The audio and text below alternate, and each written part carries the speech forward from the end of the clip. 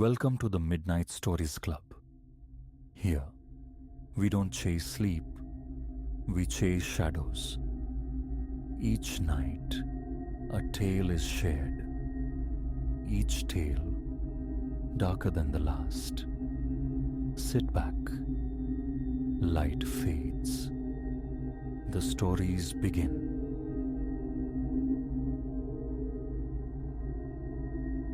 The glint in the rearview mirror wasn't salvation. It was appraisal. A hunter's stillness settling on its mark.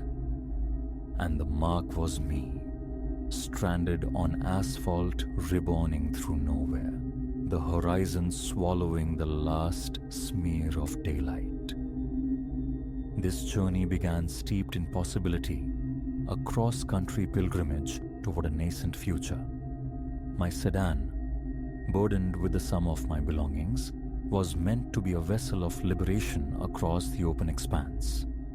Adventure hummed in the tires, until, deep within the Kansan vastness, the car developed a cough. Hours had dissolved under that immense vacant sky, the landscape an ocean of ripening wheat. Sunset bled across the west, a spectacular hemorrhage of orange and violet, just as the first discordant note sounded. A faint metallic chatter beneath the engine's drone, and the radio's thin melody. It grew, insidious, insistent. I willed it away, schedule tightening like a knot in my gut, the specter of delay a cold red. But denial evaporated when plumes of white vapor ghosted from beneath the hood. The chatter escalated into a violent clanging. A string of curses escaped my lips as I wrestled the car onto the dusty shoulder. The engine shuddered, gasped a final sputtering breath, and died. Silence crashed in. Perfect, I breathed, the word tasting like ash. Outside, the air hung thick with the acrid tang of burnt oil. I lifted the hood, waving away the smoke, confronting a labyrinth of hoses and metal, inscrutable, hostile. My mechanical knowledge was a blank page. Helplessness washed over me. My phone, predictably, displayed nothing but stark indifference. No service.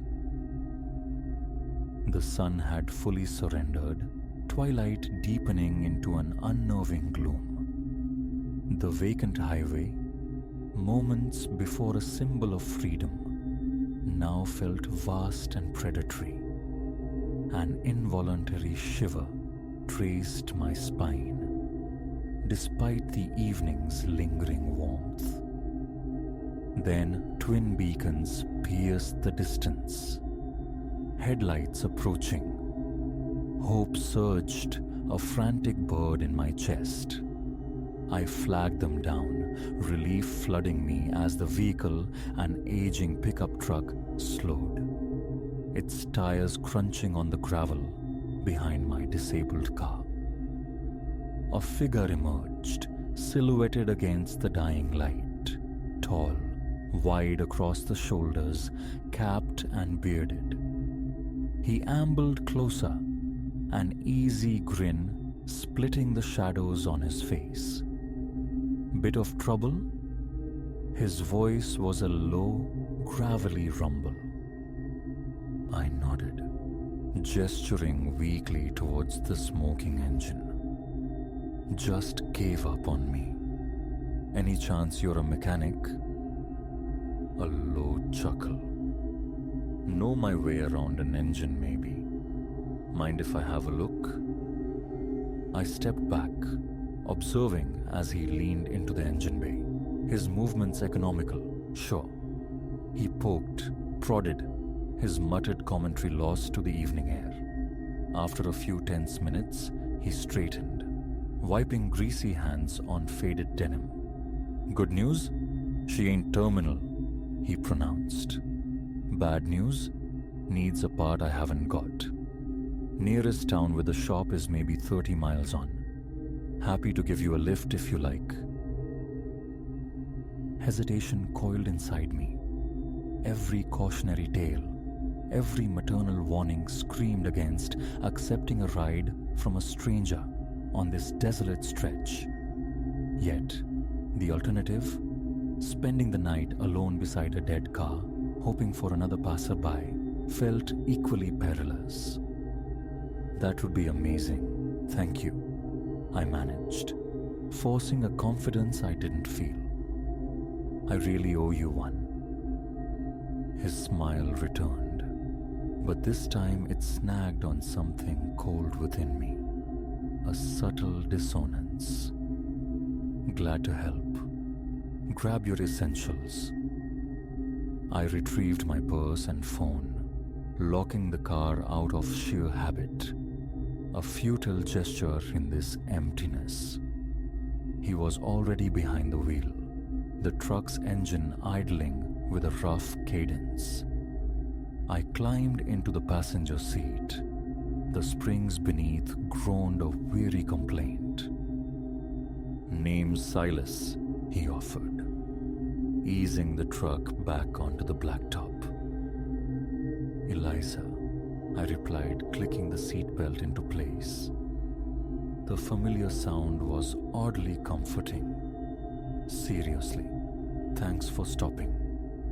I don't know what I'd have done." Silas grunted acknowledgement, his gaze fixed forward. "Ain't safe out here. Young woman like yourself all alone. Never know who you might meet." A peculiar inflection in his tone made me turn, studying his profile etched by the faint dashboard glow. A phantom smile ghosted his lips, devoid of warmth. Silence descended, thick and heavy. I yearned for the radio, any noise to fracture the mounting tension. Only the rhythmic thrum of tires on pavement and the frantic percussion of my own heart filled the cab. So, I ventured, desperate to puncture the quiet. "You from around here?" He shook his head slowly. "Nope. Just passing through. Same as you." "Ah, where you headed?" He turned his head then, fully facing me. In the eerie green luminescence of the instrument panel, his eyes seemed to absorb the light, reflecting back something ancient and predatory. Wherever the road decides, a tremor ran down my arms. I swiveled to stare out the passenger window, feigning interest in the impenetrable darkness beyond. No lights, no houses, no signifiers of civilization. Just the void. We could have been adrift in interstellar space. It was then my gaze snagged on the dashboard digits. 20 minutes crawling through this void. Yet the trip meter hadn't clicked over a single tenth. We weren't progressing. We were orbiting some unseen gravity. Silas," I began, my voice betraying a slight tremor. "I think maybe we missed the turn. Shouldn't we be close to town by now?" No response. He just drove, that unsettling half smile fixed in place. "Silas," I repeated louder, sharper. "Did you hear me? We need to turn back." His hand moved with startling speed, reaching across the console. The thunk of the central locking mechanism echoed like a slammed cell door. "Now, Eliza," he purred, his voice dropping to a low, intimate menace. "Why would we want to do that? We're just starting to get acquainted." Ice water flooded my veins. Panic cold and sharp, clawed at my throat. This wasn't real. This was the plot of a cheap thriller, a story whispered to frighten children. Not here, not now, not me. But the locked door, the predatory gleam in his eyes, it was undeniably real, and a terrifying certainty crystallized. Act now, or never see another dawn. My eyes darted around the cab, searching for leverage, a weapon. My purse lay at my feet. Inside, a small cylinder of pepper spray, a gift from a worried mother, dismissed until this moment. Could I reach it? You know, Silas mused, his tone conversational, chillingly casual. Driven this highway for years. Amazing how many pretty little things break down out here. Always so thankful for the help, so trusting. I forced air into my lungs, fought to keep my voice steady, needing him distracted. And what happened to them? He laughed, a dry, rasping sound that scraped against my nerves. Oh, they're still around. Pieces, anyway. Scattered nourishment for the wheat. Helps feed the country, you know. Sort of poetic, isn't it? My fingers finally closed around the cool metal of the canister. I drew a breath, a silent prayer, bracing myself. You know what I think? I asked, my voice tight. He turned towards me again, one eyebrow cocked inquisitively. What's that, sweetheart? With a single convulsive movement, I thrust the pepper spray forward and unleashed its contents directly into his face. A strangled howl of agony and rage erupted from him. The truck swerved violently, tires screaming. I slammed against the dashboard as we lurched off the highway, bouncing brutally over uneven earth before shuddering to a bone-jarring halt. No hesitation. I fumbled with the lock, threw the door open, and flung myself out, hitting the ground hard. Pain flared in my shoulder, but adrenaline surged, overriding it. I scrambled to my feet and ran. Ran with the desperation I had known I possessed, lungs scorching, heart battering my ribs. Behind me, Silas's enraged shouts pursued me through the darkness, threats that promised unspeakable things.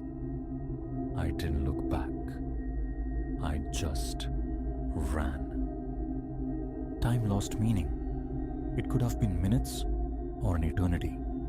My legs burned, each inhale a knife twisting in my chest. Fear was fuel, pushing me past exhaustion, past pain. Then ahead, a faint luminescence resolved into the harsh fluorescent glare of a gas station. An island of light in the obsidian sea. Hope, potent and dizzying, propelled me forward. People, cars, safety. I burst through the glass door, colliding with the startled gaze of a bleary-eyed clerk. "Help!" I choked out, words tumbling over each other. "Call the police. A man. He tried." The sentence fragmented. The adrenaline dam broke, and the enormity of the near catastrophe crashed down. My legs buckled.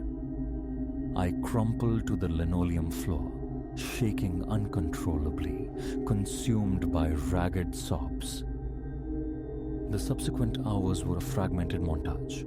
Flashing lights, calm voices asking questions, the sterile comfort of police cruiser.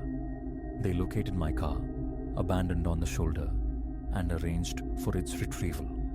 Of Silas and his truck, there was no trace.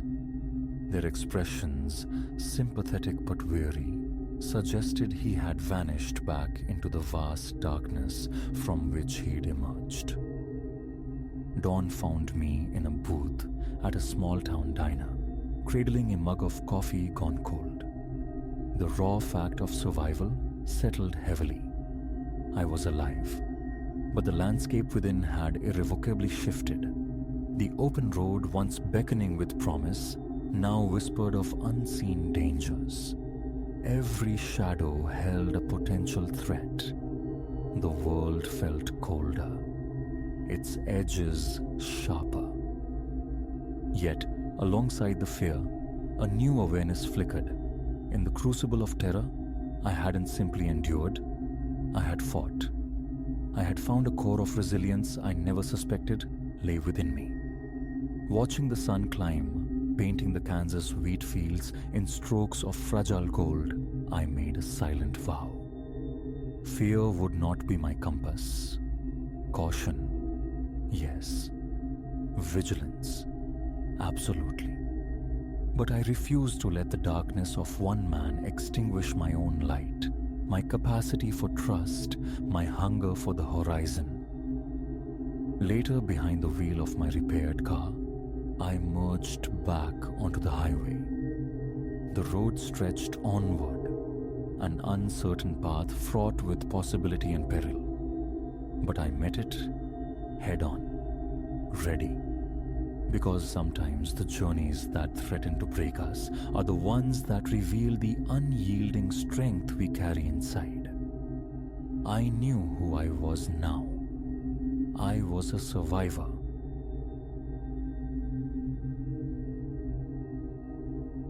The sun bled across the horizon, bathing Ophir's Hollow in washes of ochre and bruised violet. Long shadows stretched from skeletal structures, fingers of darkness probing the dust-choked streets.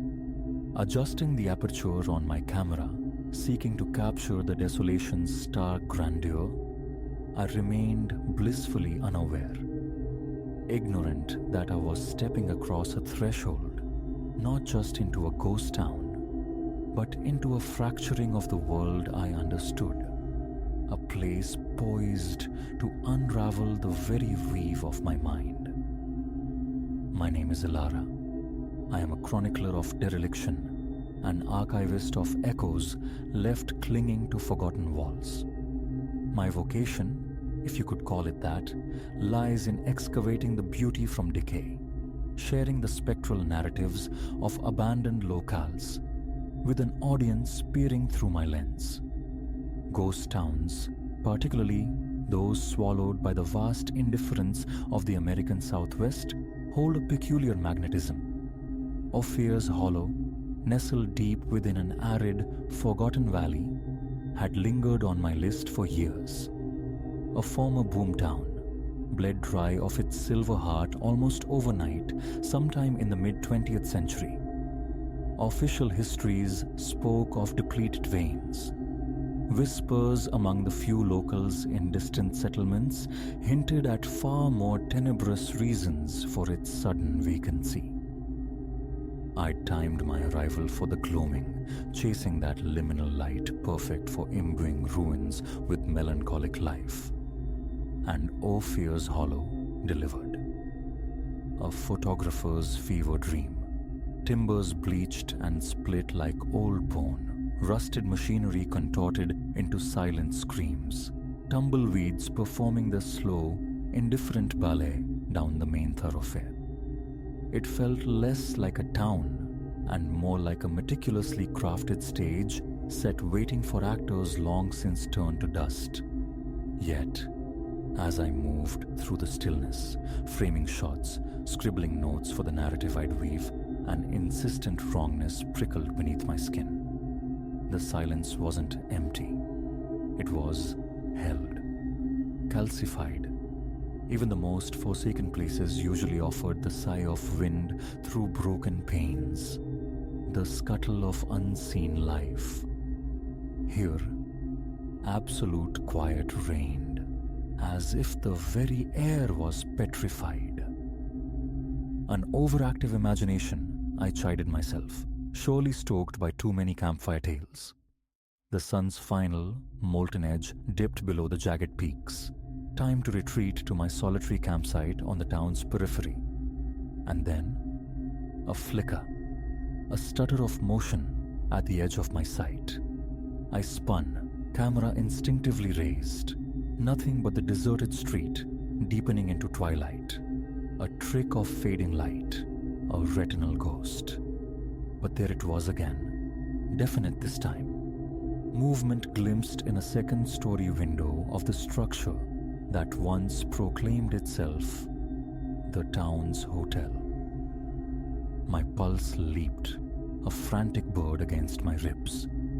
Decades spent navigating the skeletal remains of human ambition, and never had I encountered anything truly inexplicable. Yet this fleeting glimpse felt dissonant, fundamentally other.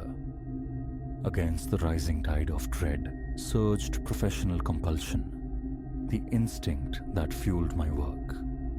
A hint of the genuinely uncanny in such a place. That was the kind of experience my audience craved. I found myself approaching the hotel, its signboard groaning a dry protest against a breeze I couldn't feel. The main door hung slightly open, swaying with a slow, hypnotic rhythm on corroded hinges. A pause, a breath drawn deep into reluctant lungs, and then I crossed the threshold. Floorboards beneath my boots released long, groaning sighs. Inside, chaos reigned in suspended animation.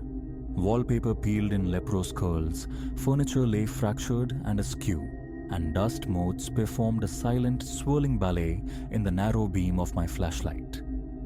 Hello? The word felt small, swallowed by the cavernous space. Anyone here? Only silence responded, thick and expectant. But as my vision pierced the gloom, a detail snagged my attention. The ubiquitous layer of fine dust, a pale shroud over everything, remained utterly undisturbed, except for one anomaly. Footprints. Clear, distinct footprints leading away from the entrance, ascending the main staircase. Fresh. Heart hammering a frantic rhythm against my sternum, I followed. Each creaking step felt like a betrayal of instinct, drawing me deeper into the structure's decaying heart, further from the fading sanctuary of the outside world. The second floor presented a long, dim corridor flanked by doors, most hanging askew like broken teeth. One door, however, stood closed at the corridor's terminus. As I drew nearer, a sound reached me, freezing the marrow in my bones. Voices, muffled, indistinct, yet undeniably human conversation, seeping from beneath the closed door. I stood paralyzed, caught in the cross-currents of terror and journalistic imperative. Every nerve screamed retreat, urged me to flee this hollow place and purge it from memory. But the other part, the seeker, the storyteller, nudged me onward. My hand, trembling betrayingly, closed around the tarnished doorknob. It yielded with unnerving ease, the door swinging inward without a whisper. The scene within shattered reality. No dust, no decay. Instead, a room immaculately preserved, furnished in the optimistic chrome and pastel hues of the 1950s. Seated around a formica table were 5 individuals, clad in the fashion of that era, mid-conversation. Their heads turned in unison towards me. Surprise flickered across their faces, swiftly overlaid with something else, something akin to avarice. "Well now," spoke one, a man whose pencil-thin mustache seemed painted onto his unnervingly smooth face, his smile wide and predatory. "Looks like company's arrived, folks." I staggered back, my thoughts a chaotic scramble. A concussion? Some bizarre, stress-induced hallucination. But as I retreated, they rose, their movements possessing a subtle, disturbing jerkiness like poorly manipulated puppets. They began to follow. I turned, fled, the frantic drumming in my ears drowning out all else. Their footsteps echoed mine down the hallway, unnervingly synchronized. Reaching the stairs, a backward glance, compelled by horrified fascination, nearly stopped my breath. They were changing. As they moved, their forms seemed to ripple and distort, flesh melting and reconfiguring. The period clothing dissolved, the friendly facades sloughed away. In their place shambled things of nightmare. Limbs elongating into impossible angles, mouths stretching into needle-toothed gashes. Down the stairs I plunged, stumbling, nearly falling. I burst through the groaning hotel doors and into the street, gulping the cool night air. But the horror wasn't confined to the hotel. It was spreading. From doorways and shadowed alleys, figures emerged, all undergoing the same grotesque metamorphosis I had just witnessed. The entire spectral populace of Ophir's Hollow, whatever these entities were, now converged. A silent, shambling tide moving towards me. Blind panic dictated my flight. Get to the car. Escape this impossible reality. But terror is a poor navigator. A wrong turn, a desperate scramble down a narrow lane, and I found myself trapped. A dead end, barricaded by the hulking, rusted carcasses of mining equipment, looming like cyclopean judges. I spun, back pressed against cold, unyielding metal, facing the advancing horrors. Then, a voice. Not from any single throat, but seeming to resonate from the very air, the ground, the decaying structures. An omnipresent, chthonic vibration. Welcome, witness, it thrummed. We have anticipated your arrival. The creatures halted, forming a silent, watchful semicircle. The one who had spoken in the hotel, the mustachioed man, now a shifting vortex of shadow and suggestion, glided forward. Its voice, when it spoke again, retained a chilling, conversational calm despite its monstrous form. For ions, we have lingered, bound here, ossified by forces you cannot fathom.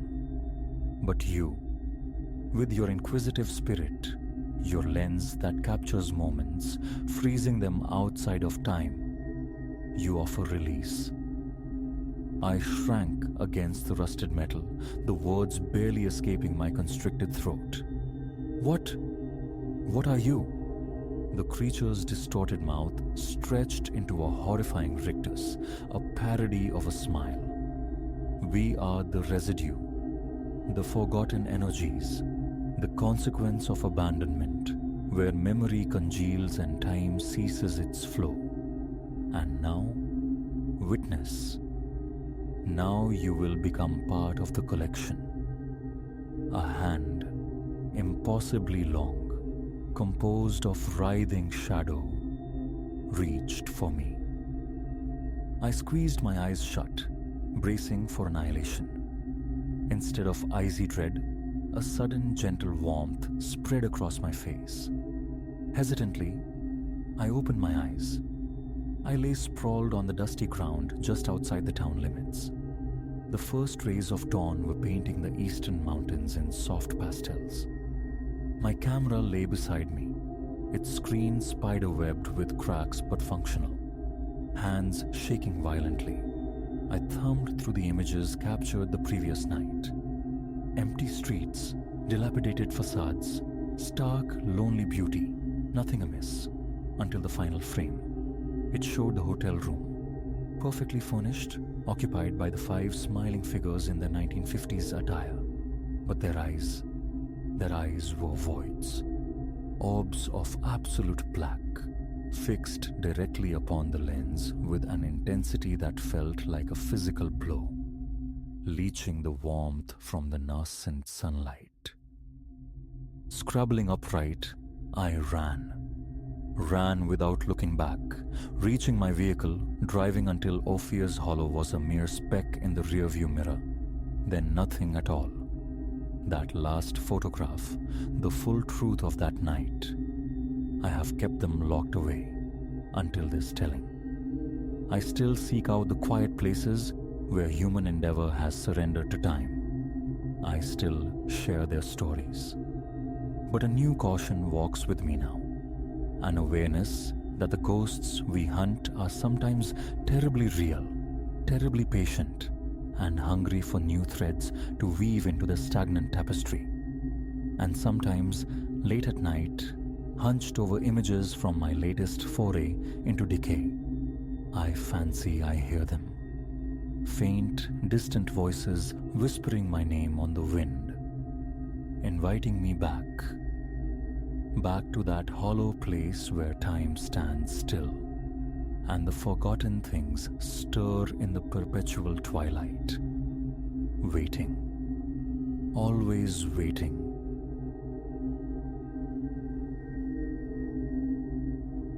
The shriek of the telephone sliced through the stagnant air at 2:30 a.m., a sound I instinctively loathed.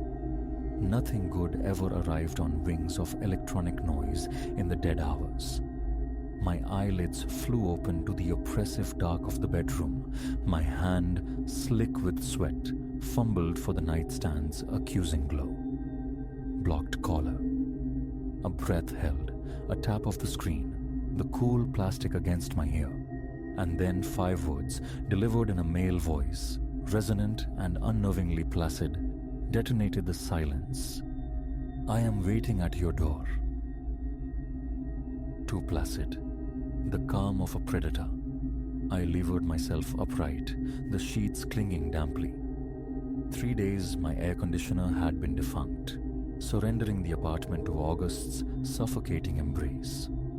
Solitude was my usual state here, 2nd floor, downtown Chicago. Company at this hour was unthinkable. Who is this? My own voice emerged, a parched rasp. Approach the door, the voice commanded, devoid of inflection. There is a matter we must discuss. It's the middle of the night. Your name? Simply come to the door, Elias. He possessed my name. A frantic tremor took up position behind my ribs. I swung my legs out, the old floorboards groaning beneath my weight as I stood. How could you know my name? I know a great deal concerning you, the voice purred. That you are standing beside your bed.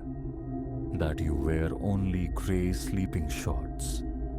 That the apartment holds no one but yourself. A glacial dread seeped into my marrow. My head whipped round, scanning the windows. Venetian blinds hung like skeletal fingers, gaps at their edges offering potential sightlines. Retreating instinctively, I demanded, "What is it you want?" Striving for a firmness I didn't feel. Open the door, Elias. The matter is of significant importance. I'm contacting the authorities. No, the voice countered, its eerie tranquility unbroken. You will refrain, because doing so ensures you never learn the fate of Clara. Clara, my sister, vanished 3 years prior. An investigation withered to dust after 6 fruitless months. No trace, no word, just absence. My hands began to tremble. What knowledge do you have of Clara? Unlock the door, and illumination shall be yours. I moved to the threshold of my bedroom, peering down the short, shadowed corridor towards the apartment's entrance. Faint security lighting from the hallway outside bled around the doorframe, etching its silhouette in the gloom. How can I be certain you're physically present? I challenged. This isn't some twisted prank. 3 sharp, percussive raps exploded against the wood, making me flinch violently. Knock, knock, knock. Does that suffice? The voice inquired through the phone. My mouth felt like sand. The sound hadn't come through the receiver. It had reverberated from my actual front door. He was out there. Barefoot, I stepped onto the cooler floor of the hallway, the phone a slippery weight in my grasp. Tell me about Clara, I insisted. Now, or the police are my next call. Time evaporates, Elias. 30 seconds to grant me entry, or I depart. And the truth regarding Clara departs with me. How am I to trust you aren't fabricating this? 25 seconds. Offer something concrete. Prove you knew her. The day she disappeared, she wore a pale green sundress, sandals, silver. Around her neck, a delicate silver chain bearing a butterfly pendant. A gift from your mother for her 24th birthday. My chest constricted. Every detail was precise, chillingly accurate. Information withheld, locked away. 20 seconds. I drifted closer to the door, my free hand hovering near the deadbolt's cold metal thumb turn. 15 seconds. If I permit you entry, what guarantee do I have of my safety? Had harm been my objective, this conversation would be unnecessary. 10 seconds. My heart hammered against my ribs, a frantic bird trapped in a cage. Clara's face materialized in my mind's eye, her laugh, the light in her eyes. 3 years suspended in agonizing uncertainty. 5 seconds. With a click that seemed to echo like a gunshot in the stillness, I turned the deadbolt. Time has expired, Elias. Your decision? My palm, slick with perspiration, closed around the doorknob. A ragged intake of breath, and I pulled the door inward. The exterior hallway stretched empty in both directions under the flickering fluorescent light. Hello. I stepped over the threshold, scanning the corridor. Vacant. Silent. Behind you, the voice whispered directly in my ear. I spun, the phone tumbling from my grasp to clatter on the wooden floor. A man occupied my living room. Tall, expensive black suit clinging to broad shoulders. His face, sharp-featured and clean-shaven, offered a smile that failed entirely to warm his eyes. How did you? I stammered. The fire escape, he interrupted smoothly. Your bedroom window latch was unsecured. Negligent, Elias. Terribly negligent. I instinctively backed towards the open doorway. He advanced a single, unhurried step. Resist the urge to flee, he advised. You will wish to hear this. Stay away from me. His hand dipped inside his suit jacket. I braced myself, anticipating steel. Instead, he produced a phone. Not a sleek modern device, but an archaic flip phone. He thumbed it open, pressed a button. Clara's voice, tinny and fractured, filled the small space. Elias? Elias? If you can hear this. A sob tore through her words. She was weeping. I'm so sorry. So deeply sorry. I never intended. None of this. You must. He snapped the phone shut, silencing her plea mid-sentence. Recorded 2 days after her disappearance, the man stated conversationally. Would you care to hear the remainder? My legs felt like waterlogged pillars. I slid down the wall, ending in a sitting position on the floor. Who are you? Someone acquainted with the true narrative. He replaced the phone in his jacket. Someone capable of providing answers.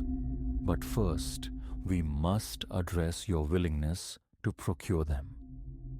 What are you implying? Your sister inadvertently discovered something she ought not have. Something substantial. The parties involved could not permit exposure. However, they did not terminate her life, Elias. She is alive. The room tilted. Where is she? I breathed, the words barely audible. That presents complexities. He strolled to my sofa and sat, crossing one leg elegantly over the other. The individuals detaining her possess considerable power, extensive connections. Extraction will be neither simple nor inexpensive. You're demanding money? In due course. Initially, however, I require your assistance in another domain. A minor service, one might term it. What sort of service? He reached into his jacket once more. This time, an envelope emerged. Your position at the financial institution grants you access to particular records. Client profiles, transaction logs, wire transfer details. A cold weight settled in my stomach. I cannot provide that information. It's against the law. More so than unlawful entry into a private residence after midnight. That chilling smile returned. We all transgress, Elias. The pertinent question is our motivation. You will transgress this law to preserve your sister's existence. He extended the envelope. I made no move to accept it. How can I be certain she truly lives? That recording, it could be old, from before. Consult your mobile device. I retrieved my phone from the floor where it lay. A new message notification glowed. Unknown sender. I opened it. A video file, 10 seconds in duration. Clara, seated in a stark, white-walled room. In her hands, she held a copy of today's newspaper, the date clearly visible. She looked exhausted, thinner, yet undeniably alive. She uttered my name, then today's date. My hands shook so violently, I nearly dropped the phone again. Captured 4 hours ago, the man confirmed. A live video conference can be arranged should further verification be necessary. But first, accept the envelope. Slowly, unsteadily, I rose. My limbs felt disconnected, puppets on strings. I crossed the room and took the offered envelope. Inside, a typed list. Names, account numbers. What is required of me? Access these accounts. Compile documentation of every transaction exceeding $50,000 within the past year. Dates, sums, recipient accounts. You have 48 hours. The bank's security protocols are designed to flag anomalous access patterns. Yet you manage substantial accounts. Reviewing transaction histories is routine for you. Prudence will render your actions invisible. He stood, smoothing his jacket. One final stipulation, he added. Do not attempt cleverness. Do not engineer breadcrumb trails or alert any third party. Any such deviation results in Clara's permanent disappearance. He walked to my front door. I watched him, inert. 48 hours, he reiterated. I will contact you with delivery protocols. Oh, and Elias. He paused, turning back. Address that window lock. One never knows who might choose to visit under cover of darkness. The door clicked shut behind him. I stood motionless in my living room, the envelope a crinkling weight in my hand. the frantic rhythm of my own heart echoing in my ears. My phone vibrated. Another text. Same unknown source. A different video clip of Clara. This one capturing her from another angle.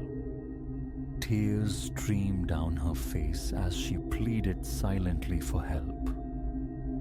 The timestamp indicated it was recorded just 2 minutes ago. I collapsed onto the sofa, the envelope crackling in my grip. The list of account numbers blurred through a sudden film of tears. Somewhere, far off, a siren wailed its mournful song. My defunct air conditioner gave a final, pathetic sputter. Dawn remained 3 hours distant. In 48 hours, I would either possess the information this man demanded, or Clara would be lost to me forever. I opened my laptop, the familiar login screen of the bank's system appearing. The account numbers on the paper seemed to stare back accusingly. Each keystroke felt like a descent, another step down a treacherous, unlit path. Yet, what alternative existed? The sun began its slow ascent, painting the sky in bruised hues. I remained hunched over the keyboard. The man's admonition reverberated, "Do not attempt cleverness." But I was clever. My expertise lay in financial security systems. I understood how to obscure digital footprints. Perhaps a trail could be laid, subtle enough for only the right eyes to discern. Perhaps Clara could be saved without capitulating entirely. Or perhaps my gambit would seal her fate. The cursor blinked expectantly. The first account number awaited entry. Drawing a deep, shuddering breath, I began to type. This was merely the overture. I sensed it deep within my bones. Whatever vortex had swallowed Clara, whatever secrets she had unearthed, I was now being drawn into its pull. The man in the immaculate suit would return. There would be further demands, deeper compromises. But Clara lived. That singular fact reshaped the entire landscape of my world. I replayed the video, freezing the frame on her face. Fear was etched there, yes, but beneath it, a flicker. Resilience, defiance, suggesting she hadn't surrendered wherever she was held. "I'm coming," I whispered to the pixelated image. "Hold on, Clara. I'm coming." Account records materialized on the screen. A cascade of numbers, dates, destinations. Somewhere within this sterile data lay the truth, and I would unearth it, irrespective of the cost. Morning light filtered through the blinds, striping the room. Another day commenced in Chicago. Outside, life proceeded oblivious. My own normal existence had fractured at 2:30 a.m. with a phone call. Now, 47 hours remained on the clock, ticking down towards a choice. Would I embrace criminality to rescue my sister? The answer, I acknowledged with a sickening lurch, had never truly been in question. I initiated the download of the transaction records. This was my new reality. May God grant me mercy.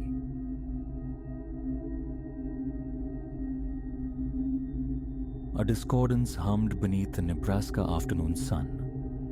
It registered the instant my tires crunched gravel in the vacant lot of the Prairie Schooner Diner, a feeling easily dismissed by the gnawing void in my stomach.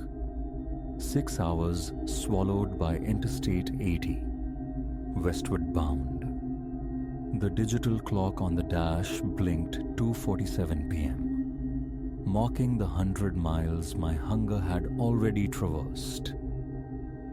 The diner stood marooned in an ocean of dazzling corn, a flickering neon promise, open, pulsed weakly against the afternoon glare. Above the door, a tiny bell offered a brittle tinkle as I entered, stepping into an atmosphere thick with the ghosts of scorched coffee and aged fryer fat. Overhead, fluorescent tubes droned, bathing the tired cream walls and cracked crimson booths in a sterile, unforgiving light. A long formica counter, scarred and silver-trimmed, stretched away, its row of bolted chrome stools standing like skeletal sentinels.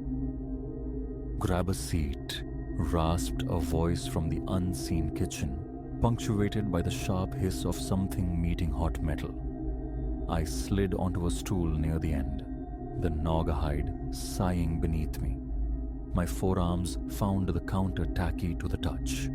Before me lay a menu encased in clouded plastic, its edges dog-eared by time and countless indifferent hands. The cook materialized from the swinging kitchen doors, a lanky silhouette in his 50s, sparse grey hair clinging to his scalp, his white apron a canvas of culinary history. A plastic tag pinned askew read, "Silas." "Coffee?" he inquired, already hefting a thick ceramic mug. "Please," I managed, my voice rusty from disuse. He poured, the liquid emerging near black, radiating heat. The first sip scalded, tasting precisely of neglect and overbrewing. "Order?" Silas stood poised, pencil tapping a small pad. "Cheeseburger. Fries." "Got it." He vanished back into the sizzle and steam. It was then, amidst the diner's low hum, that a soft clearing of a throat drew my attention. 2 stools away, where moments before there had been only empty space, sat an elderly gentleman. How he'd arrived without the bell's announcement or the squeak of vinyl, I couldn't fathom. He wore a distinguished brown tweed jacket, softened with suede elbow patches, his snowy hair impeccably parted. Thin, wire-rimmed spectacles rested on the bridge of his nose. "Good afternoon," he offered, a slight incline of his head. His voice carried the gentle cadence of the South. "Hello," I returned, surprised by the presence in this vacuum. "Journeying far?" he inquired politely. "Trying to. San Francisco bound." "Ah, purpose or whim?" "New position." Normally reserved, I found his quiet, almost professorial air disarming. "A new chapter," he mused with a faint smile. "Excellent. Traversed that same route myself, heavens, must be 4 decades past. Roads were quieter then, more havens like this." His gesture encompassed the lonely diner. The aroma of searing beef wafted from the kitchen, stirring my hunger anew. "And yourself? What brings you this way?" I asked, filling the silence. "Oh, merely passing through," he replied easily. "A habit acquired in retirement. Freedom to roam." A soft chuckle escaped him. "My dear Eleanor always claimed I had restless feet." "Eleanor?" "My wife. We lost her 5 years back." "Cancer?" he stated simply, devoid of perceptible sorrow, only acceptance. "My condolences." He offered a slight shrug. "Life unfolds as it must, doesn't it? We shared 42 fine years. No regrets there." Silas reappeared, the heavy plate landing with a thud before me. Steam curled invitingly from the burger and golden fries. "Set for now?" Silas asked. "Perfect, thank you." The old gentleman observed me lift the burger. "Silas turns out a respectable meal," he commented. "Knows his flat top." The first bite confirmed it. Savory meat, molten cheese, a bun toasted to just the right crispness. "You weren't wrong," I mumbled appreciatively after swallowing. His hot sauce elevates the fries, the man suggested, nodding toward a nearby bottle with a hand-scrawled label. Silas's own. I noticed his own coffee mug sat before him, half full.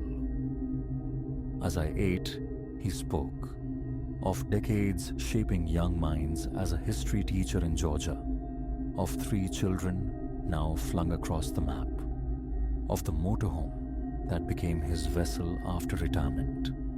Listening to his measured, insightful narratives, laced with gentle humor, I felt the road's tension uncoil from my shoulders. His stories painted vivid pictures against the drab backdrop of the diner. "Forgive me, I didn't catch your name," he inquired during a lull. "Leo. A pleasure, Leo. I'm Arthur Pendleton." We shook hands across the counter. His grip, surprisingly strong, belied his years. The talk flowed easily. Recommendations for hidden gem diners, musings on scenic byways, reflections on the shifting face of heartland America. I devoured the burger, then tackled the fries, crisp exterior yielding to fluffy potato, the tangy heat of Silas's sauce a welcome counterpoint. "How long has this particular ramble been?" I asked, gesturing vaguely. Arthur paused, contemplative. "Let's see.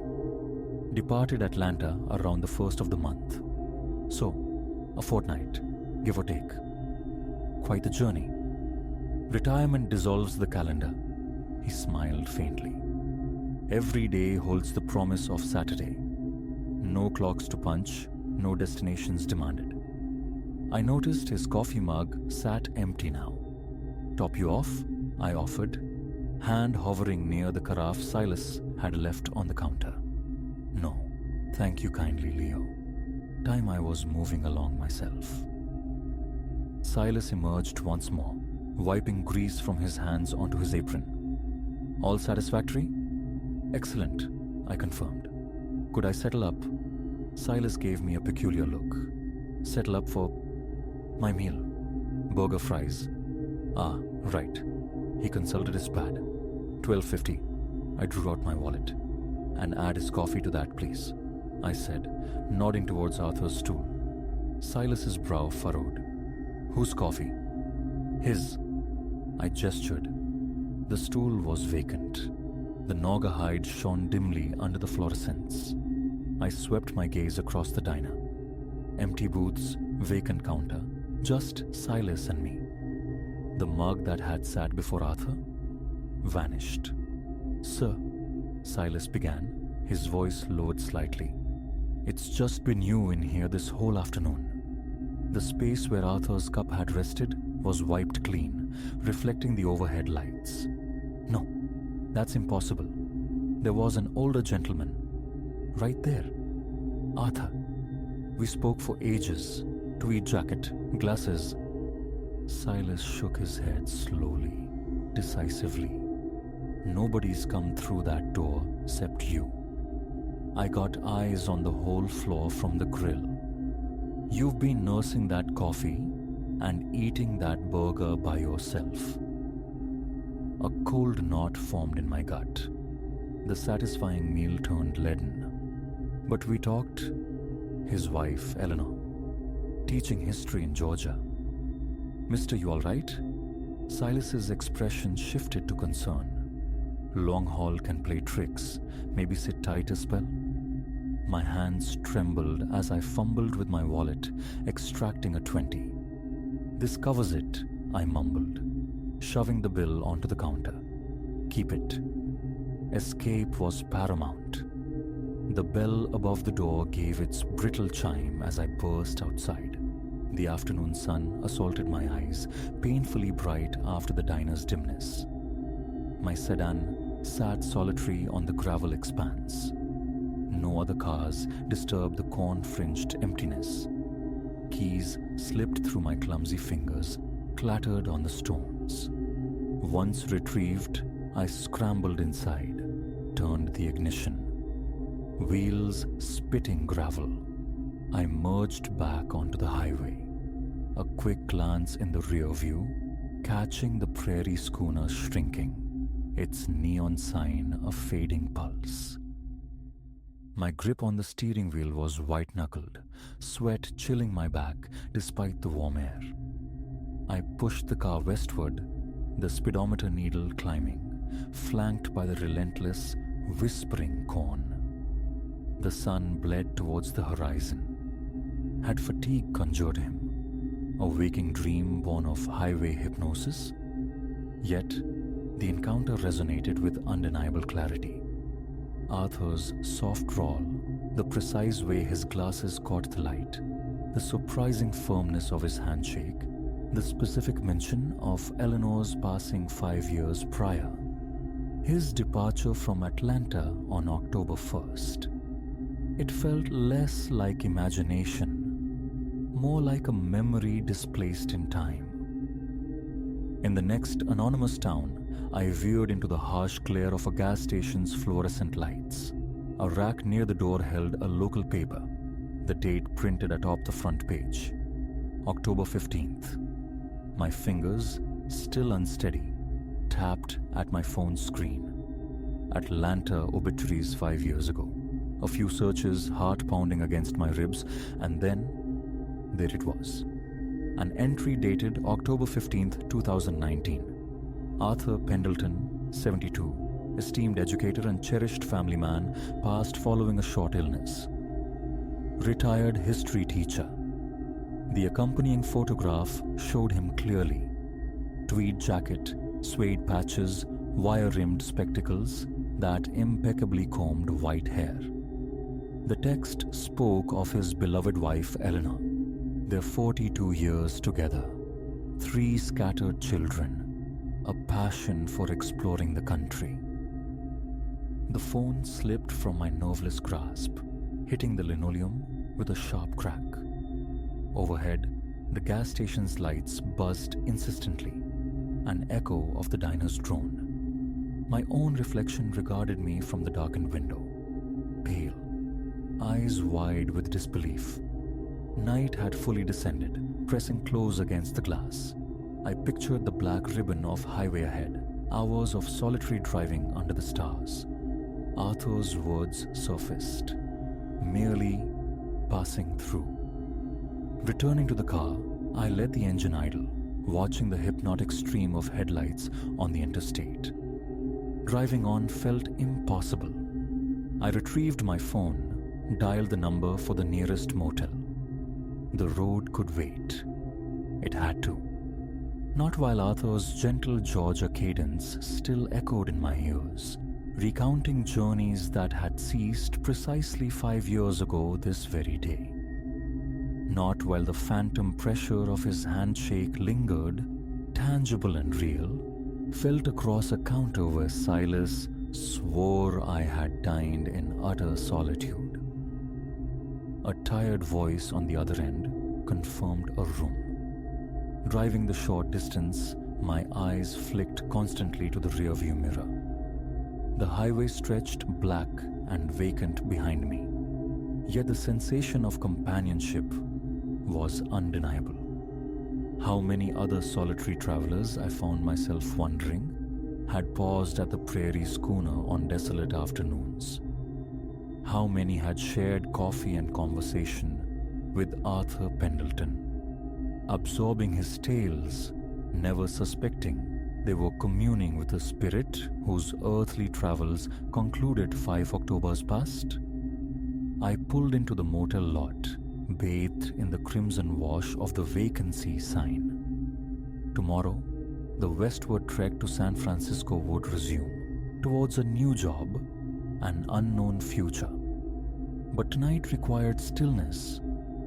Tonight was for grappling with the impossible logic of the afternoon, for reconciling the memory of a friendly phantom met in the heart of nowhere, a man who was, in the most profound sense, no stranger to the road he still traveled.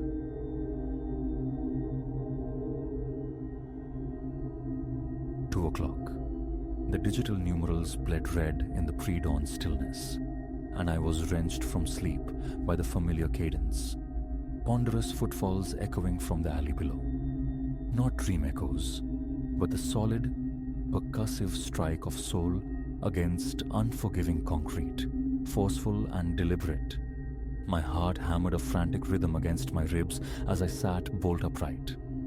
A glance confirmed the time glowing thin beside my bed, accompanied by the usual spike of adrenaline. Always this hour. My loft, a cavern of shadows, received only meager illumination from a distant street lamp filtering through the narrow window. Outside, in the alleyway, the steps persisted, back and forth, a steady, unhurried patrol. An intrinsic wrongness permeated the sound, for that alley is a blind passage, a brick-walled dead end. Nowhere to pace to. Yet the tread continued, locked in some inexplicable, endless circuit. From my vantage point, the alley remained visually empty, but the clarity of the sound defied dismissal. Breath held captive in my lungs, ears straining, I absorbed every resonant detail. In that moment, certainty solidified. This was no figment, no trick of a sleep-addled mind. Barely a lunar cycle had passed since I'd taken this Spartan loft, drawn by its proximity to my workplace. An austere volume of space, one large room housing my life's essentials. A small divan, a table, a solitary chair, a decent bed, the requisite kitchenalia tucked away. The walls stood stark white. Convenience was the key. The walk to the office was negligible. By day, the district hummed with mundane vitality. Shops disgorging patrons, the murmur of the cafe down the street, the pharmacy on the corner, a beacon of normalcy. But twilight bled the life from it, leaving skeletal streets and a profound quietude I'd initially craved. No traffic thrum, just a straight trajectory to my desk. Ideal, I had thought. Tucked behind the edifice lies the cul-de-sac, a fissure between buildings choked off definitively by antiquated brickwork. A lone sodium lamp casts jaundiced light on a segment, leaving the rest steeped in shadow. I'd noted its existence on my first day, the agent mentioning its terminal nature offhandedly. It remained unremarkable until my inaugural weekend within these walls. Drifting towards slumber, I was startled by emphatic footsteps from below. A late reveler returning from some tavern, I reasoned initially. Then the clock showed 2 decade AM, Saturday bleeding into Sunday, and the steps refused to fade or pass by. They simply traversed back and forth. Rising, I peered through the glass. Nothing. My eyes scanned the gloom, convinced a shape or shadow must account for the sound. So tangible, so real. But the alley offered only emptiness.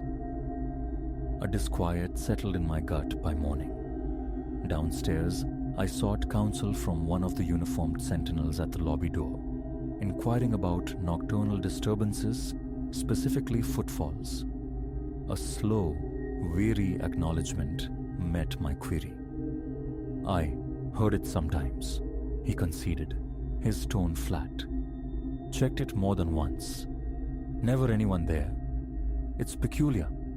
Mentioned it to the supervisor, but what's to be done if there's nothing to find? He didn't seem overtly spooked, yet admitted the oddity. Another doorman, overhearing, interjected. Always that same time, isn't it? Heard it myself. The casual confirmation tightened a knot of ice within me. I had hoped for a mundane explanation. A neighbor, perhaps.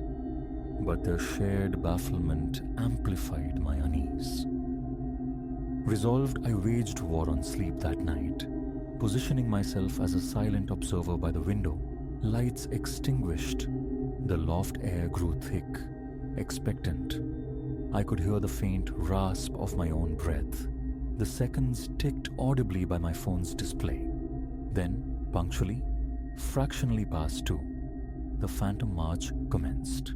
Sharp, staccato impacts, almost rhythmic, tracing a precise, invisible trajectory from one end of the confined space to the other, a turn and the return journey. My gaze tracked the sound's path across the void below, attempting to reconcile auditory evidence with visual vacancy. There was no one. Sweat slicked my palms. My heart rate surged, a powerful urge to flee, to call someone, warred with a paralytic inertia.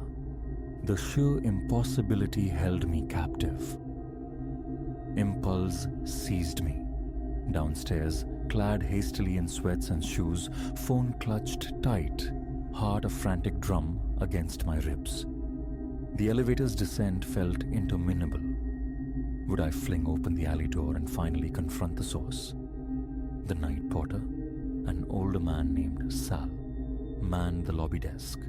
He nodded grimly when I asked if he heard it. "Clear as a bell, right now," he murmured, his eyes uneasy. "But trust me, son, go out there. You'll find nothing." Still, I had to see. He turned the key in the side door lock. I crossed the threshold into the alley's cool, damp breath, the scent of wet concrete sharp in the air. Silence. Abrupt, absolute. The pacing ceased the instant my foot touched the exterior pavement. Sal followed, his flashlight beam slicing through the darkness. Nothing but refuse bins huddled near the impassive brick terminus. We walked its length, peered behind the bins, scanned for any conceivable egress. A solid wall, no gates, no hidden doors, just bricks and mortar. I offered him a helpless shrug. "In the walls, maybe?" He shook his head. "Worked here long enough. No secret passages in this old place. Let's head back in." Henceforth, my dwelling felt subtly violated, uncomfortable. I clung to normalcy. The early rising, the shower, coffee, the walk to the office. Work provided distraction, the rhythm of tasks a temporary shield. But dusk invariably heralded a familiar constriction in my chest, an anticipatory dread of the 2 a.m. threshold. Earphones offered scant defense. Music or podcasts became mere counterpoints to the inevitable intrusion. Sometimes I'd pull them off, listening. The steps were always there, unwavering, back and forth until approximately 2:30, when they would simply evaporate, leaving silence in their wake. One night I texted my friend Ben about the phenomenon. He quipped I should record it. Dutifully, I positioned my phone's voice recorder near the window around 1:50 a.m., letting it run past the usual cessation time. The playback was unnerving. The footsteps, loud, distinct, undeniably the sound of shoes on concrete. Ben listened, admitted its clarity, then laughed it off. Pipes perhaps, or an odd echo from the street. My invitation for him to experience it firsthand was met with polite, laughing refusal, though a flicker of unease touched his voice. Daylight searches commenced. I scrutinized the building's flank, the sheer, windowless wall of its neighbor, the geometry of the space between. No architectural anomaly, no peculiar configuration likely to produce such specific acoustic illusions presented itself. The adjacent building's wall felt solid under my tapping fingers. Queries among fellow residents yielded little. Apathy or oblivion reigned. Mateo, across the hall, a guy my age working remotely, recalled hearing something once but dismissed it as noise from the next building. When I clarified the alley's sealed nature, discomfort clouded his features. "Guess I don't know, man," he mumbled. "Maybe some homeless guy sneaks in?" My explanation of the lack of ingress or hiding space met with a desire to change the subject. He regarded me as if I were cultivating trouble. Over the ensuing weeks, a new ritual formed. Night after night became a tense observation, poised by the glass in utter darkness, anticipating the spectral performance. My heart would accelerate around 1:55 a.m. Then, near 2, the sound would begin, and I would see absolutely nothing in the alley. No shifting shape, no flicker of movement, just the sickly yellow wash from the street lamp on damp concrete. Yet the footsteps resonated with such presence. A tremor would start in my hands, gooseflesh prickling my arms, the hairs on my nape erect. My mouth would turn to dust. Rationalizations crumbled against the crisp reality of the sound. Its clear linear path, the distinct pause and turn at the alley's terminus. One night, a bolder stratagem, ambush. I descended before the appointed hour. Sal, observing my nocturnal excursion, raised a questioning eyebrow. "Just checking something," I muttered. He unlocked the side door. I secreted myself within the alley's maw at 1:55 a.m. The atmosphere felt heavy, charged. My heart pounded against my sternum. The damp concrete smell was potent. The brick wall loomed at the far end, partially lit, mostly swallowed by shadow. I waited, back pressed against the cool brick of my building, phone poised for video or audio. The seconds crawled. 1:58, 1:59. 2 counts. Breath held. Silence. Only the distant hum of a car on the main thoroughfare disturbed the quiet. 5 more minutes yielded nothing. No steps. Feeling utterly foolish, I retreated indoors, rode the elevator back to my loft. The click of my apartment door latching shut was the immediate, almost mocking cue for the phantom patrol to resume its nightly march outside my window. I nearly dropped my phone. Rushing to the sill, I watched the empty space below as the distinct tread echoed upwards. My hands shook. Sweat beaded on my forehead. How could it recommence the very instant I returned? Sal offered only a fatalistic shrug the following day. "Been going on a while, far as I know," was his laconic summary. Some hear it, some reckon it's just the building settling weird. He possessed no answers. A call to building management proved equally fruitless. No official complaints lodged, therefore no perceived need for investigation. Annoyance curdled into a low-grade dread that shadowed my evenings, knotting my stomach as bedtime approached. Sleep became a fraught negotiation with the clock. Sometimes I'd force myself to stay awake past 2:30 just to avoid the jolt. Lying there listening, tracking the invisible walker, watching the minutes dissolve on my phone screen until the steps finally faded. Another sleepless pre-dawn spurred a final attempt at documentation. My phone, perched on the sill, its lens aimed into the murky depths below, began recording at 1:50 a.m. I sat at my table, scarcely breathing, waiting. Punctually, at 2:02 a.m., the familiar rhythm began.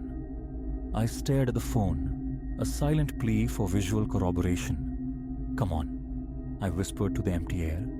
"Show me something." By 2:25, the footsteps ceased. Later review confirmed the maddening paradox. Pristine audio captured the heavy tread, loud and unmistakable, while the video displayed only an inert, vacant alley. Deep frustration settled in.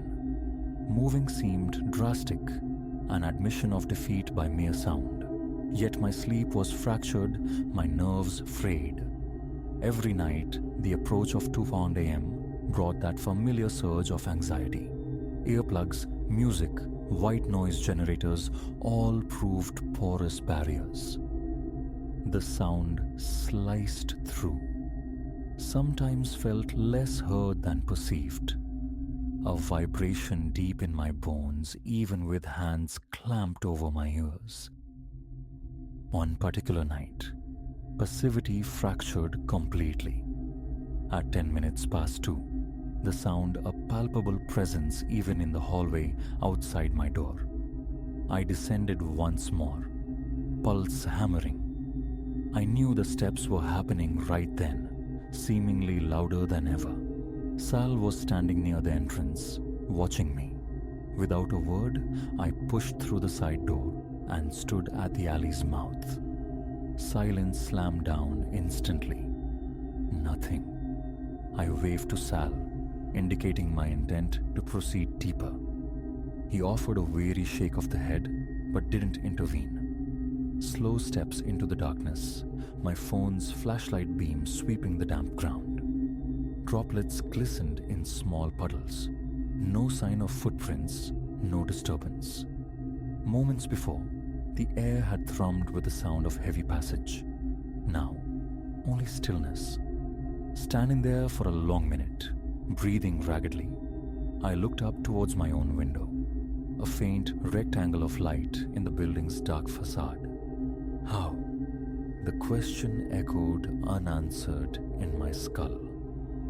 Back inside, the resigned look exchanged with Sal needed no words. The footsteps didn't cease in the subsequent weeks. Every single night, 2:00 a.m. until roughly 2:30 a.m., the identical pattern unfolded. Even when Ben crashed on my couch for a couple of nights, the phenomenon persisted, though his profound slumber rendered him oblivious.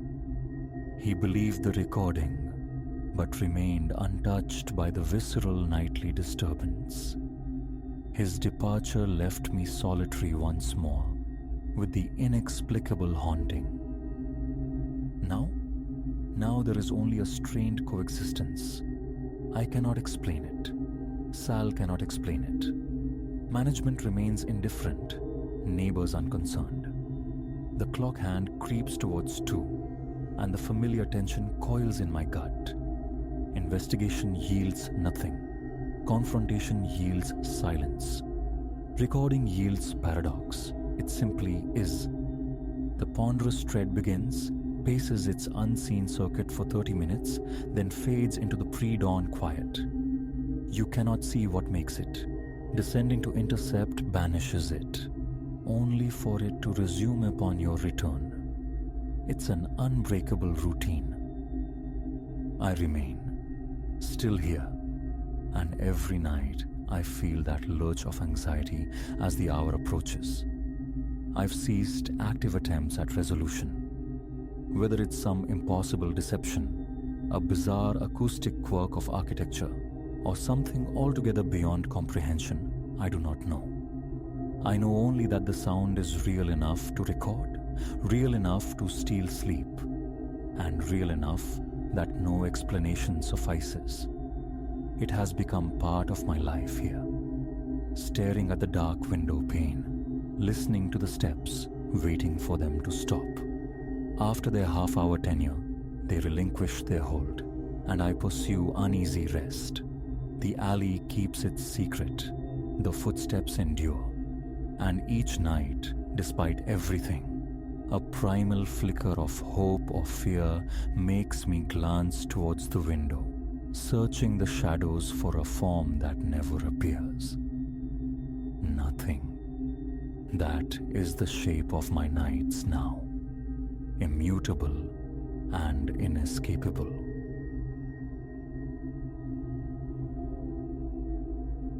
It clings, that memory.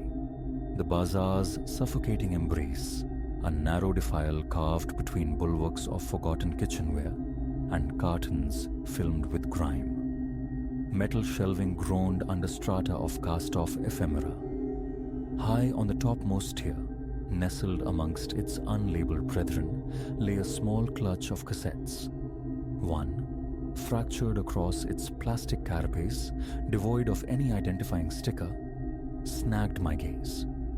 Retrieving it, I polished a clear patch through the dust with my thumb, a flicker of idle curiosity stirring within. It seemed insignificant then, merely a potential diversion, something to investigate later in solitude. For a handful of small currency, it became mine, vanishing into the sanctuary of my pocket. Back in the profound stillness of my flat, where drawn curtains admitted only a blade of afternoon sun slicing through a sliver beside the window frame, the air hung motionless. My venerable cassette player occupied its usual station on a low table, flanked by an armchair and a shaded lamp. With practiced motions, I slotted the tape into the machine's maw and depressed the play mechanism. Initially, only the faintest hiss of static whispered forth. I nudged the volume dial upwards. Then, emerging from the granular noise, came voices. Guttural susurrations, several individuals conversing intimately close to the recording device. No introductions were offered, their discourse an unintelligible mumble, conspiratorial whispers hinting at secrets. One voice rasped, strained as if parched. Another articulated words with a chilling monotone sibilance. I spooled the tape back, played it again, straining to capture a coherent phrase, but gleaned only disjointed syllables, fragments adrift. I silenced the player, my gaze sweeping the familiar confines of my apartment. Nothing appeared disturbed. The furniture stood in its customary repose. Yet the intrigue persisted, unslaked. Reseating myself in the armchair, I initiated playback once more. This time, amidst the murmurs, I caught distinct references. The lamp, a chair. My immediate assumption, they spoke of some other setting, dissolved as the chilling realization dawned. The objects described were those surrounding me. A cold tendril of unease began to coil in my gut. My eyes flickered towards my lamp, my chair. The voices murmured of behind him, of something on his left. Instinctively, my head swiveled leftward. A bookshelf stood there. Beside it, a precarious stack of old newspapers. A moment later, the tape confirmed the presence of old newspapers. I jabbed the pause button, my throat constricting. A dry swallow. This demanded verification. Rising, I deliberately altered the room's arrangement. A pair of shoes near the entryway found a new home beneath the window. I shifted the angle of a chair, relocated a cup from one side of the low table to the other. Then, hard thudding softly, I pressed play. After a brief crackle of static, the dialogue resumed. He altered the chair's position. One voice observed flatly. "And the cup." Another added, "Note the footwear near the window." A knot tightened in my throat. "Stop." Again. My pulse hammered against my ribs, a frantic drum. A cool film of perspiration prickled my brow. I ejected the cassette, turning the ordinary-looking plastic object over in my hands, noting again the minuscule fissure in one corner. Reinserting it, I rewound, then played. I listened, utterly focused. The voices were now meticulously cataloging my immediate actions. They stated I was holding the tape. They remarked I was leaning forward. They observed my attire. A dark shirt, denim trousers. A quick glance down confirmed their accuracy. Pause. My gaze darted around the room. The door remained securely locked, the windows fastened. I was undeniably alone. The building's corridor outside, usually deserted at this hour, offered no sound. I fought for composure. Play. The voices seemed nearer now, their timbre possessing an unnerving immediacy, as if captured mere seconds before. He just glanced at the door. One whispered, precisely what I had done. His right hand rests upon the tape machine. True. They detailed the precise inclination of my body over the table, the angle of my head, the subconscious tapping of my left foot against the floorboards. Stop! I remained perfectly still, adrift in incomprehension. How? Minutes stretched into an eternity of silence before I dared press play again. He stands motionless now, a voice intoned, unmoving, listening intently. My stomach churned. Hidden surveillance? Was some unseen eye observing me from beyond the walls? My eyes darted, scanning every alcove, every shadow, tearing back curtains, flinging open the closet, peering beneath furniture in a frantic search for the unseen observer, the hidden lens. Nothing. No clandestine devices revealed themselves. Pressing my ear flat against the cool plaster of the wall yielded only silence from the adjoining flats. Returning to the machine, I rewound the tape once more, played it again. The voices conferred in low tones, a subtle anxiety coloring their whispers. He's inspecting the closet, one noted. He imagines he might locate a camera. Another added, with that same chilling lack of inflection. Blood rushed hotly to my face. This surpassed strangeness. It bordered on the impossible. Cracking the window slightly, I peered down onto the deserted street below.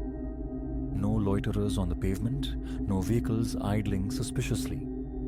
I resealed the window, securing the lock.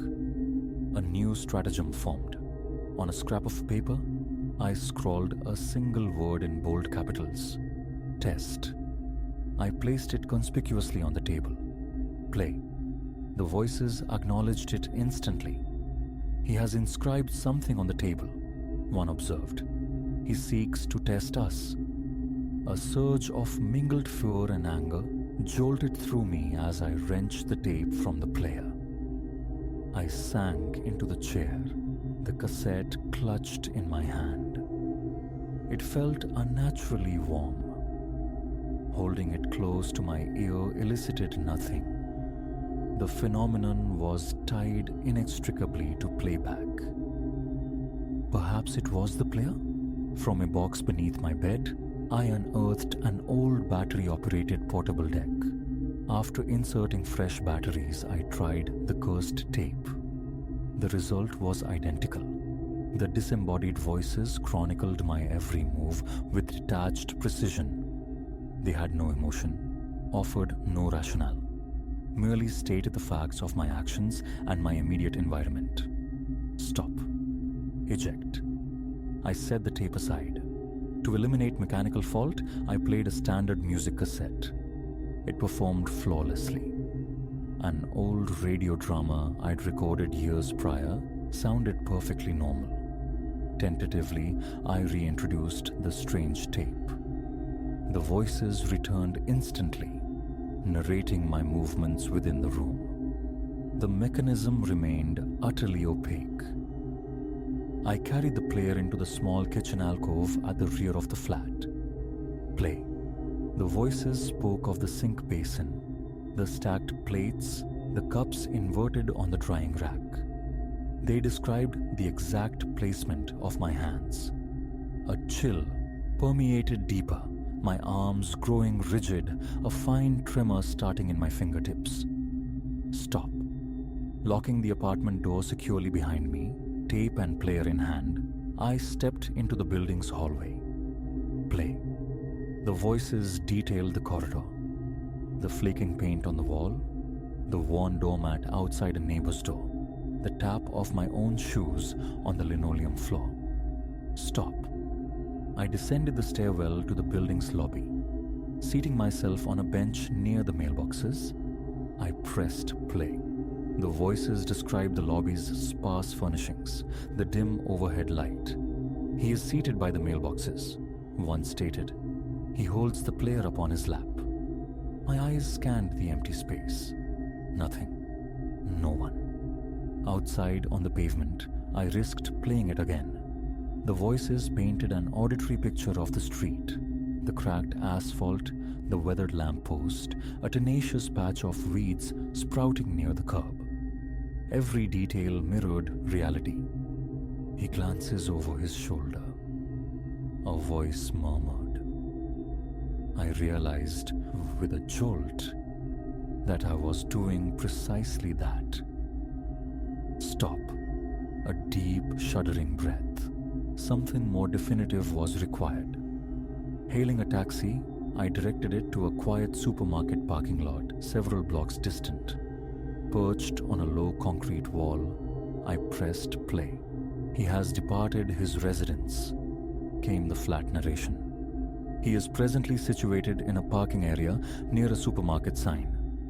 He observes a red automobile parked directly before him. My gaze lifted. A red car sat there, exactly as described.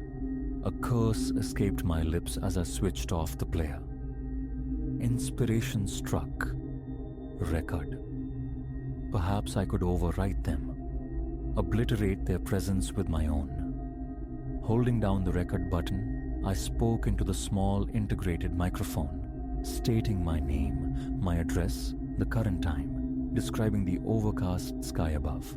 Then, releasing the button, I rewound. Play. Anticipation curdled into dread. Playback yielded no echo of my own words, only the familiar, rasping tones describing my futile effort. He attempts to record over us, one voice said.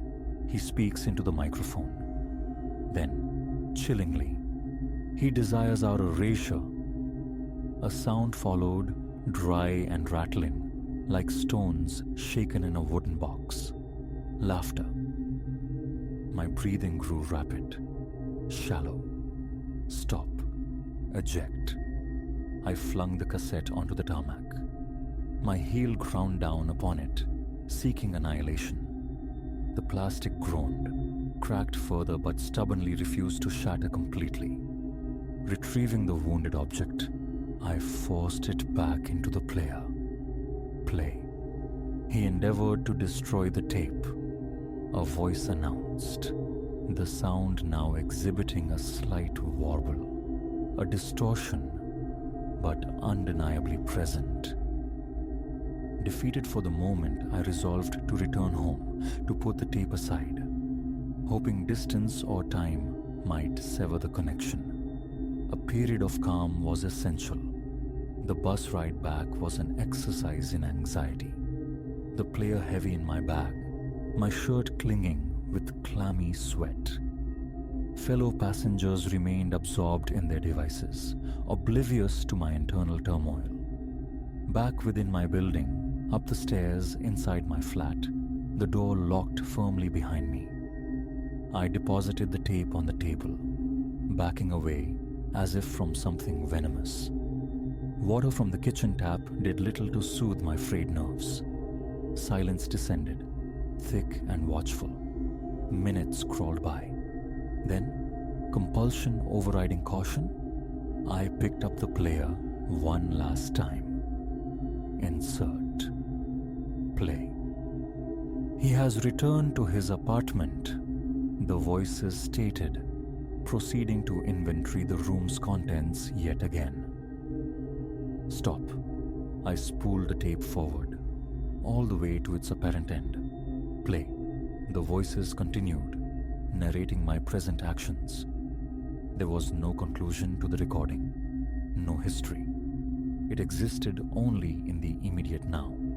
Rewinding to the very beginning yielded the same result. The sound of my own ragged breathing filled my ears. My throat felt impossibly tight. Eradication became the sole imperative. I opened the window, contemplated hurling it into the street below, but the thought of another soul stumbling upon it stayed my hand. Window closed. From a drawer, I retrieved a roll of heavy duct tape, meticulously sealing the cassette's spool access holes. Play. Muffled, indistinct, yet undeniably present, the voices persisted. "He obstructs the tape's function," one commented dimly. My heart hammered against my ribs. Retreating to the bathroom, I shut the door, turned on the faucet to create masking noise, and pressed play. They described the bathroom mirror, the pattern on the towels, the rhythmic drip from the tap I hadn't quite closed. Turning off the water, I listened again.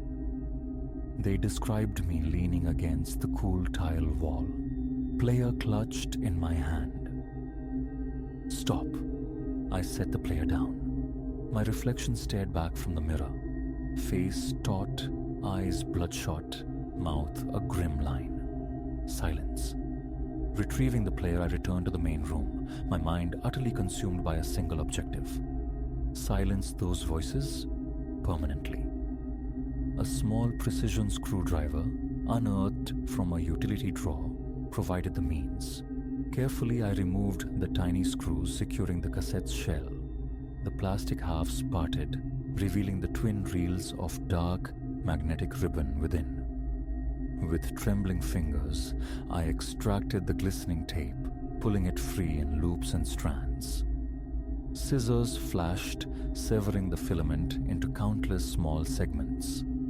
I gathered the fragments, crushing them into a tangled ball, and deposited them along with the empty plastic shell into a waste bag. I pressed play on the now empty machine. Blessed silence. A fragile sense of relief washed over me. I carried the bag outside to the communal dumpster behind the building, burying it deep beneath other refuse. Back inside, I tested the player again, still silent. Standing in the center of my apartment, I listened intently. The familiar hum of the refrigerator, the distant sigh of traffic. Normal sounds, blessedly mundane. My gaze fell upon the table, where the ordeal began. Nothing marked it. Sinking into the armchair, I drew a long, slow breath, remaining there for a protracted period, simply absorbing the ordinary sounds of my solitary existence. No explanation ever surfaced. Who recorded those voices, how the tape achieved its impossible contemporaneity, remained profound mysteries. They offered no threats, no motives, only relentless, unnerving observation. Yet, their intrusion had been a violation, leaving a residue of exposure. After its destruction, the voices never returned. Silence reclaimed my rooms, yet it felt altered, thinner. The absence of the voices, a palpable void. The cassette player remains, repurposed solely for music. Occasionally, the memory of the tape surfaces, a chilling enigma I no longer attempt to decipher. I simply endeavor to live within the quiet that followed.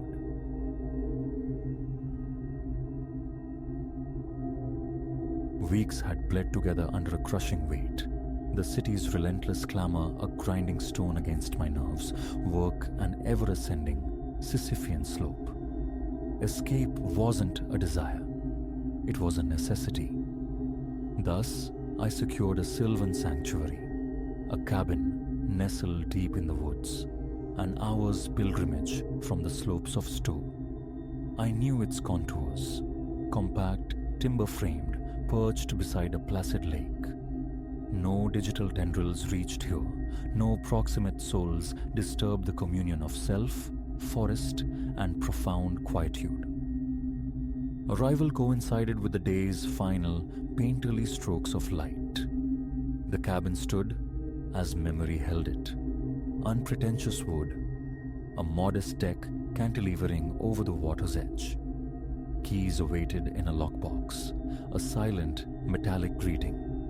Luggage in tow, I turned the lock, the tumblers clicking softly, and stepped across the threshold into another realm. Pine resin and the ghosts of old timbers perfumed the air.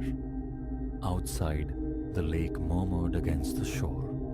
a gentle sigh while the breeze orchestrated a leafy susurrus through the canopy. Unpacking was swift, a shedding of urban skin. Jacket donned, I ventured back outside, absorbing the view before darkness claimed it fully. A palpable loosening began within my chest, tension unspooling like thread. This, precisely this, was the balm required. I lingered on the deck, enveloped by the woodland's subtle symphony, drawing deep draughts of untainted air. The sun bled lower, casting elongated, spectral figures across the water. A resolution formed. Witnessed the dawn. As night draped its velvet cloak, I retreated indoors, securing the door, coaxing flames to life in the hearth's stone maw. Tea brewed, book selected, I surrendered to the evening's hush. The cabin swam in dimness, firelight dancing, casting kinetic shadows on the walls. A sanctuary. Secure. I read until drowsiness beckoned, succumbing to sleep accompanied by the forest's nocturnal lullaby. The inaugural night passed in untroubled silence. Dawn found me awake, coffee steaming, perched again on the deck as sunrise painted the sky in ephemeral hues. The lake, a flawless obsidian mirror, reflected the inverted world of trees and clouds. Here, eternity felt graspable. The day unfolded in exploration, tracing trails that hugged the lake's contours, inhaling the crisp air until my limbs sang with pleasant fatigue. Evening brought a simple meal, a chapter read beside the fire's embers, and an early surrender to slumber. It was the second night when the quietude fractured, suspended in the liminal space between wakefulness and sleep. A sound registered. Faint, a delicate crunch of fallen leaves, the signature of movement just beyond the walls. My eyes flew open. I lay utterly still, listening, my pulse a frantic drum against my ribs. Silence reclaimed the woods. An animal, surely. A deer, perhaps, or a foraging raccoon. I willed my eyes shut, sought the refuge of reason, but the sound returned. Footsteps unhurried, deliberate, tracing a circuit around the cabin. I rose, every muscle taut. The steps paused, then recommenced, navigating the structure's perimeter. Barefoot, silent, I crept to the window, peering into the Stygian blackness. Only trees, rendered as amorphous shapes and deeper shadows, met my gaze. My fingers twitched towards my phone, a useless reflex. No signal bars bloomed in this wilderness. A deep, steadying breath. An animal, I insisted inwardly. No human reason existed for presence out here. Retreating to bed, I burrowed beneath the blankets, a flimsy shield, straining to dismiss the sounds. Eventually, the pacing ceased. The profound silence rushed back in, now tinged with unease. Morning light prompted an inspection. I circled the cabin, scanning the damp earth for impressions, for tracks. Nothing. Not a single sign of disturbance. A wave of foolishness washed over me. Imagination, perhaps? Or the confused echoes of a half-dream? I dismissed it, forcing myself back towards relaxation, towards the peace I had sought. But that night, the disturbance returned, amplified. Drifting towards sleep, the footsteps manifested again, louder this time, undeniably closer. I bolted upright, heart leaping, listening intently. The cadence was slow, measured, methodical, an inspection, a deliberate patrol of the cabin's exterior. Trembling hands propelled me from bed towards the window, and this time I saw it, a silhouette against the weak moonlight, moving just beyond the glass. Tall, undeniably human in form, yet devoid of discernible features, merely a dark shape gliding with slow, unnerving purpose.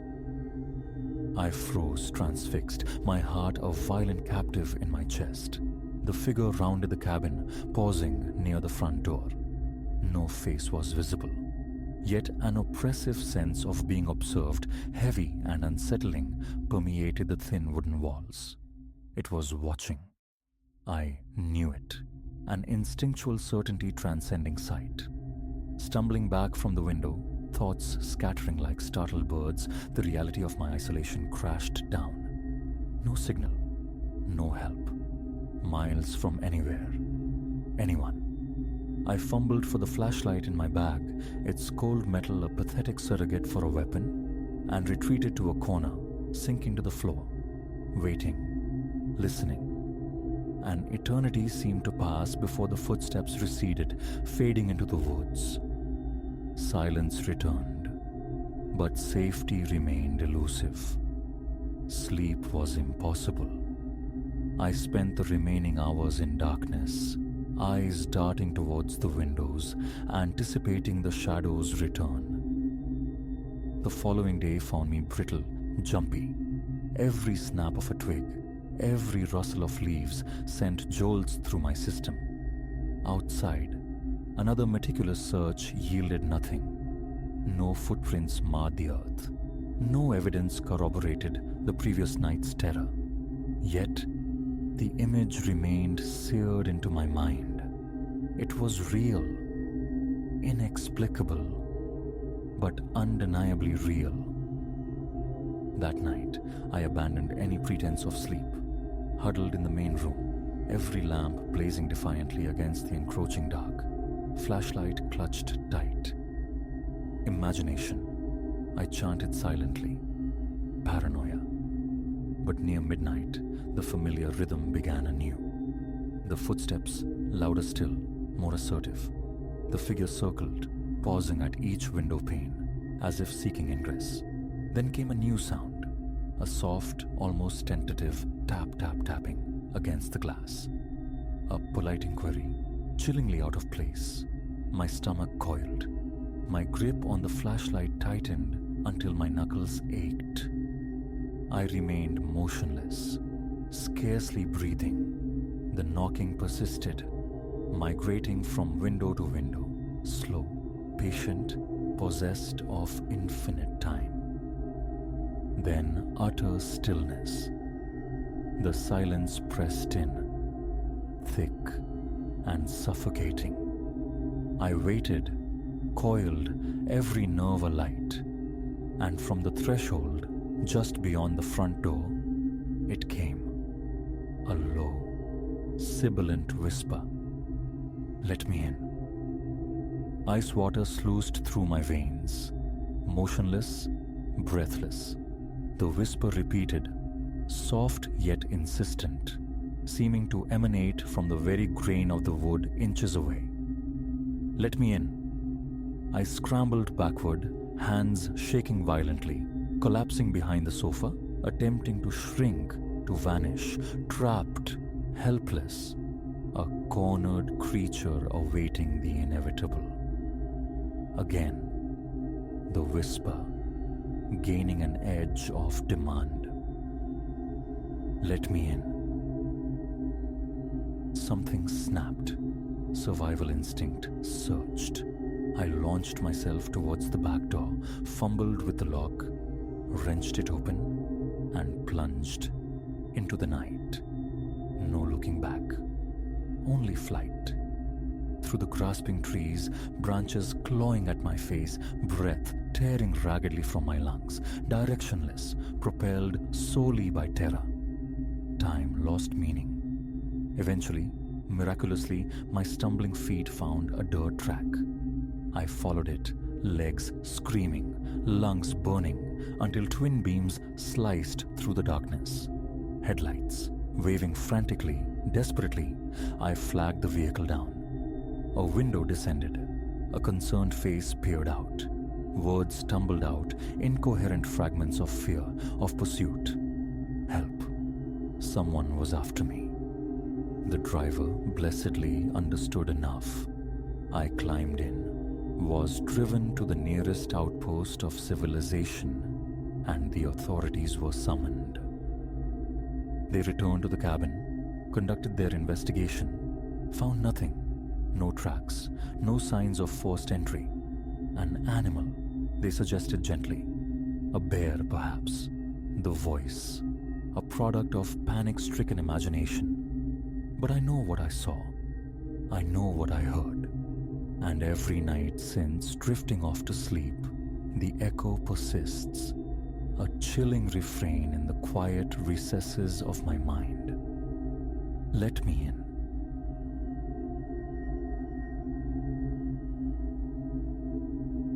The memory clings like damp tunnel air, sharp and cold. The instant I breached the derelict railroad passage, camera clutched tight, flashlight beams stuttering against the oppressive dark. Nothing more than sepulchral silence and skeletal remains of iron and rust. That was the expectation.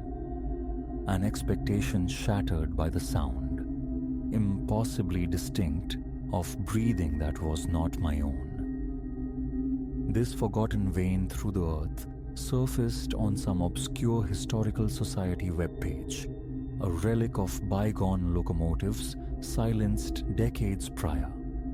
Digital whispers in forum threads spoke of intriguing arches, stalwart supports lingering in the gloom, fodder for a photographic project simmering on my mind's back burner. Solitude was my companion. Friends were elsewhere entangled that weekend. My pack, cinched tight, held necessities. Water, a backup torch, the weighty comfort of my camera gear. Sunset bled across the sky as I arrived. The tunnel maw gaped wider than anticipated, tracks long plundered, leaving a treacherous floor of rock and rubble sloping into blackness. Concrete lips crumbled at the edges, besieged by tenacious weeds and fledgling shrubs.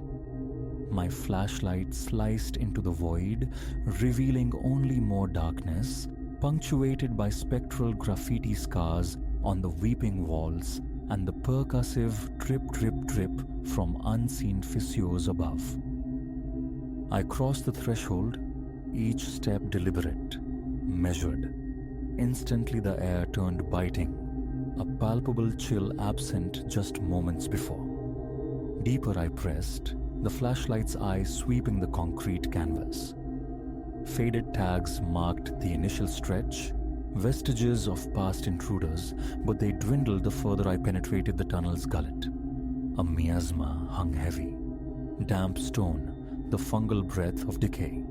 In that confined space, my own footfalls boomed. My respiration felt amplified, yet it was steady, controlled.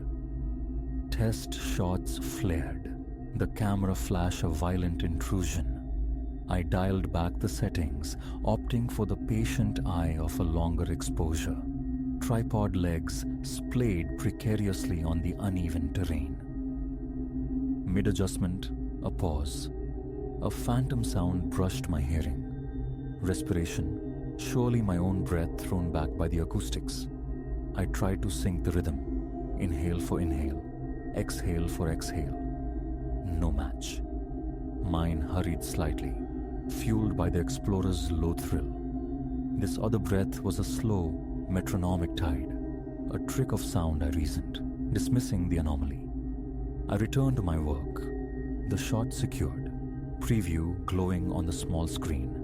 A glacial shiver traced my spine. Again, the breathing, calm, deliberate, unnervingly present. Extinguishing my light, I courted the absolute dark, straining to perceive motion, a silhouette against the distant, dwindling mouth of the tunnel. Nothing. The blackness was total, profound. Far beyond the reach of any lingering daylight, the entrance had shrunk to a negligible speck. I stood suspended, holding my breath, listening. My own pulse hammered a frantic rhythm against my eardrums. A distant drip punctuated the silence. Then, A different sound. Something shifting. A faint scuff against the rocky floor. Not me. Light flared back to life as I swept the beam in a frantic arc. Empty. Just rough-hewn walls slick with moisture, weeping dark streaks. An old maintenance door, rusted hinges fused, leaned drunkenly inward on one side.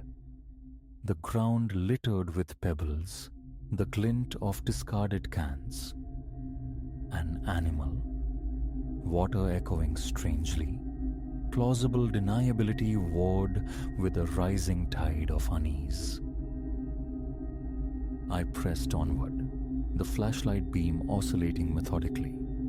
Pausing intermittently, I captured images of the ghost white support beams arching overhead. The dripping intensified, a steady, sorrowful weeping from multiple points in the ceiling. The air grew colder still, my breath pluming visibly.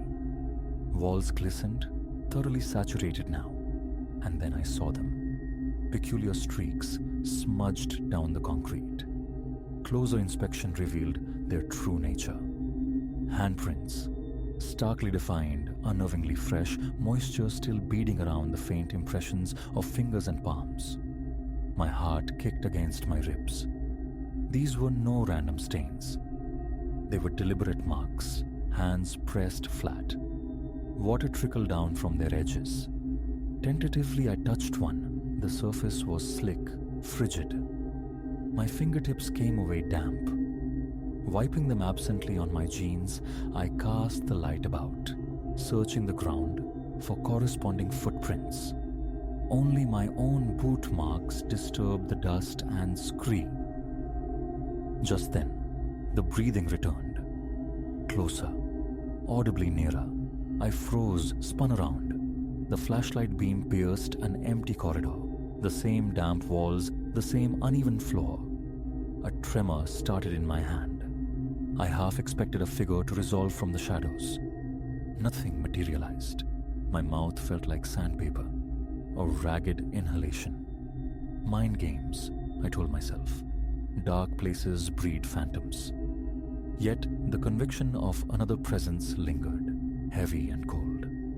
Forward seemed the only option. The tunnel wasn't endless, perhaps half a mile according to the old site. I resumed walking, attempting a steady pace, trying to tune out the soft scuffles, the echoing whispers that seemed to dog my steps. Each footfall felt deafening. The backpack straps bit into my shoulders, its weight suddenly immense. The chill numbed my face. A subtle shift in the air, a draft, faint but definite, pushing outward from the tunnel's deeper recesses. I halted for water, my hand unsteady, as I lifted the bottle. A few swallows, then stillness. Listening, the rhythmic respiration began anew, seemingly originating just behind me. I whirled, light held high like a weapon. Void. My heart hammered a frantic tattoo against my sternum. Move. Just keep moving. Minutes later, a distinct tap on my shoulder. Light, precise like a single finger prod. I flinched violently, the flashlight nearly tumbling from my grasp. I spun, stumbling slightly, bathing the space behind me in light. Only the weeping wall met my gaze. The spot on my shoulder prickled, phantom pressure lingering. A drip from the ceiling? I checked. The rock above was dry. Adrenaline surged, sweat beading on my brow despite the cold. The flashlight flickered, emitting a low buzz. A sharp rap with my knuckles steadied the beam. Faster now, I pushed onward, footsteps echoing in a panicked staccato, eyes scanning the floor, navigating the treacherous remnants of rotted railroad ties. Ahead, a nebulous glow materialized. Not daylight. The world outside was fully cloaked in night. A faint shimmering, source unseen. The tunnel widened here, an alcove perhaps used for storage or loading in its prime. The air plunged several degrees colder. My light swept left, catching something low, table-like. Closer inspection revealed a makeshift platform, a rusted metal sheet balanced on fractured cinder blocks. Upon it, arranged in a crude circle, sat the melted stubs of numerous small candles, wax pooled darkly. Symbols, jagged and primitive, were scratched deeply into the metal surface. Beside this arrangement lay a small scatter of bones. Avian, perhaps, definitely not human. An altar. The word formed unbidden, chilling in its implication within this cold, subterranean place. I recoiled, palms slick with sweat. That peculiar draft intensified, ghosting through my jacket, raising gooseflesh despite the layers. It carried an earthy, damp scent, like disturbed soil. Vulnerability washed over me. My breathing hitched, ragged. Steadying myself, I swept the light around again. More wet handprints adorned the walls near the altar, stark against the concrete. I leaned in, examining one closely. Water oozed from its outline, tracing a glistening path downward. A scrape from behind, something dragging across stone. I pivoted sharply. My flashlight beam snagged fleeting movement by the altar. A shadow, a shape withdrawing behind a thick support column. Heart pounding, I advanced, light fixed on the spot. Reaching the column, I found nothing. Only the thrumming of my own pulse filling my ears, the dryness in my throat acute. Retreat beckoned, yet a perverse curiosity urged me onward. An exit, a better vantage point. I'd come this far for unique images, hadn't I? And this bizarre altar, who would believe it without proof? I raised the camera, the flash firing in a blinding pulse, momentarily illuminating the cracked concrete, the metal sheet, the skeletal remains of candles. Then, the breathing again, this time to my right. Another involuntary flash photo ripped through the darkness, triggered by sheer reflex. Empty space, wet walls. My hands shook uncontrollably. Toward the faint promise of an exit, I continued. The tunnel began a gentle curve, obscuring the view ahead. The draft strengthened, becoming a tangible presence, pushing against me, rustling unseen debris on the floor. Pebbles shifted, spectral scraps of paper danced in the beam. My light probed the distance, seeking an opening. No daylight, no moonlight yet. Was it sealed? Or just further still?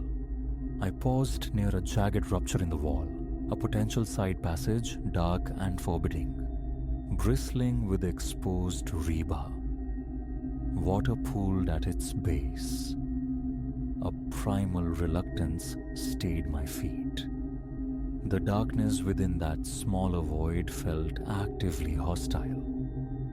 I moved on. Another soft drag, a scrape from behind. I spun, light held ready. Nothing, just the echoing emptiness. Breath coming in shallow pants, the urge to escape became overwhelming. My skin felt clammy, boots scuffing noisily. Every tiny sound was magnified, jarring. Tension knotted my shoulders, aching my neck. The thought of someone else, hiding, watching, sent icy tendrils down my spine. Find the exit. Get out. Go home. Finally, the passage straightened. Ahead, a pale luminescence bloomed, moonlight filtering through the far entrance. Relief surged, potent and dizzying. I broke into a near run, stumbling over loose stones. Almost there. One last look back. I swept the flashlight beam down the corridor I'd just traversed and saw them. Wet footprints marring the dusty floor, prints I hadn't seen before. not my boot shape, narrower. Barefoot, at least 4 distinct impressions leading my way. From deeper in, or originating right where I stood, my heart seized. Then again, that same impossible tap on my shoulder, light but undeniable. I spun with a strangled cry, nearly falling, flashlight beam slashing wildly through the air. Who's there?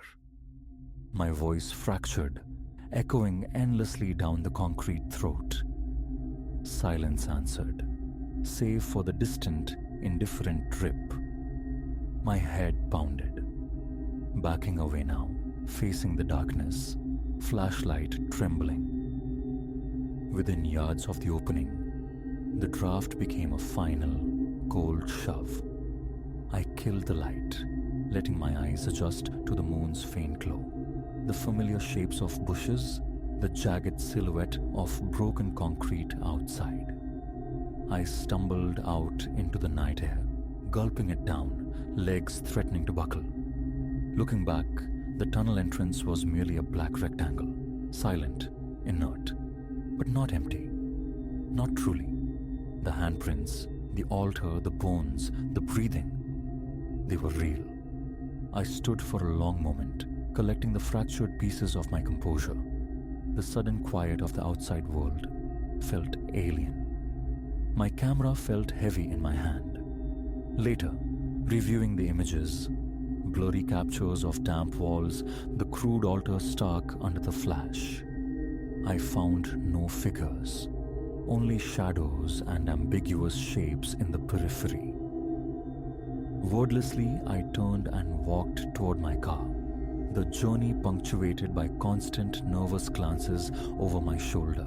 Inside the vehicle, doors locked, I sat gripping the wheel, breathing hard, chest tight, hair plastered to my forehead with cold sweat. Engine roaring to life, I drove, eyes flicking to the rearview mirror, half expecting pursuit. Only empty road spooled out behind me. No explanation ever surfaced for the breathing, the prints, the touch. The photos reside on a hard drive, digital ghosts of dark walls, dripping water, that unsettling candle-strewn altar. Looking at them summons the same glacial tension, the same crawl of unease up my spine. I won't be returning. When asked about the most terrifying place I've known, this derelict passage is the immediate, visceral answer. And the memory of that unseen hand upon my shoulder, it remains. A phantom touch that makes my skin crawl anew every single time.